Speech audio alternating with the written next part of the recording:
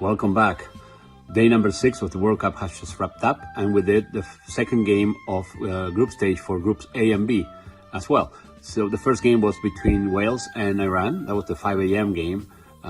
It was an interesting game, very well played by Iran. They deserved to win throughout the 90 minutes, but it only took until the very last minutes of the game for them to score. They got goals on the 90th minute and the 102nd minute of the game. So that's another thing with the World Cup this year, like the excessive amount of minutes that the referees are giving for extra time.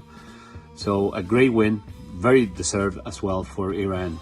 Then the second game of the day was between the host Qatar and Senegal, and it was predictable. It was a predictable win for Senegal. It was 3-1. Qatar, at least, even though they became the first team to be eliminated from this competition, and the second host ever to be eliminated in group stage, the other one being South Africa in 2010. Qatar, at least, they got their goal. They got the first goal in the history of the country and the World Cup. So at least they had something to celebrate. Netherlands and Ecuador was definitely the game of the day. A great performance by Ecuador, recovering from an early goal, a fantastic goal scored by Netherlands in the 5th minute of the game. They dominated the play. They tied the game. They deserved to win it. Netherlands, very odd, only 2 shots on target throughout the whole game. A fantastic performance by Ecuador. Kudos to Coach Alfaro, who definitely showed up to play and even got praises from Louis van Gaal, the Dutch coach. And then the last game of the day was the very anticipated duel between England and the USA, which ended with a boring 0-0, you might say. So, but there was an interesting game, well played on both sides.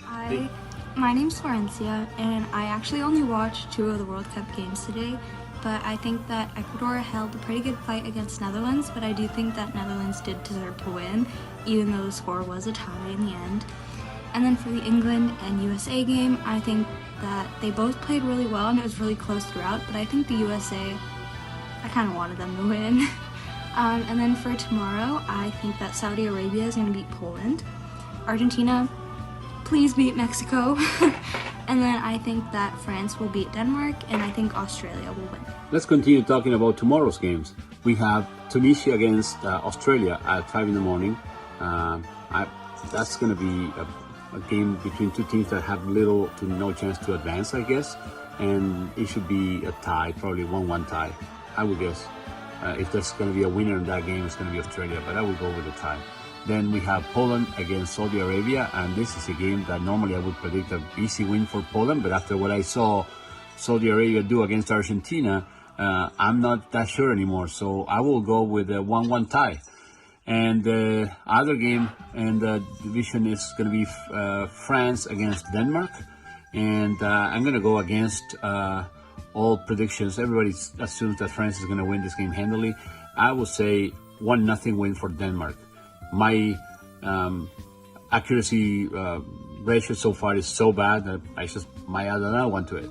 So 1-0 Denmark for tomorrow. And now it's time to get serious. Argentina against Mexico. Argentina desperately needing a win or they will face elimination.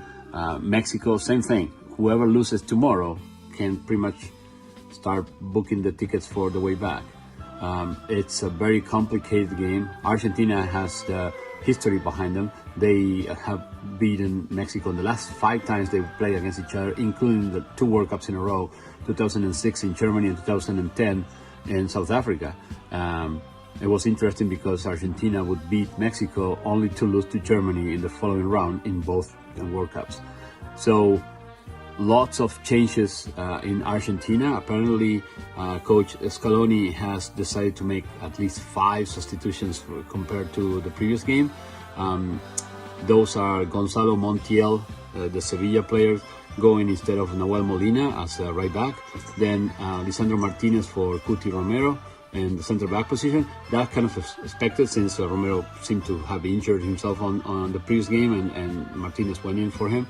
Then Marcos Acuna, the former Racing Club player, will take Nicolas Tagliafico's position as the left back.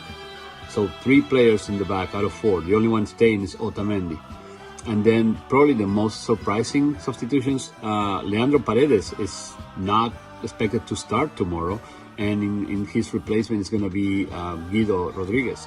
And then the other one is Alejandro Papu Gomez, who might be replaced by either Alexis McAllister, the Brighton player, or by Enzo Fernandez, the Benfica midfielder. So, and then up front, the three guys we all know, Lionel Messi, Lautaro Martinez, and Angel Di Maria. So 5 substitutions out of 11 players, maybe even 6, because some people are saying, I'm surprised that DePaul, given how badly he played against Saudi Arabia, that he actually played the whole game and he's expected to play the next game from the beginning. I definitely, if I had to make one substitution after the last game, that would have been him. But, well, I have to follow what the coach says. And so with all those changes and all the history behind and everything, I will predict a very hard-working victory for Argentina. It's going to be a 2-1 or a 3-1, not without drama. I expect it's not going to be a comfortable game for Argentina. They should prevail, if only for the weight of their individualities, like I was expecting the previous game. But I would expect Argentina to win this time.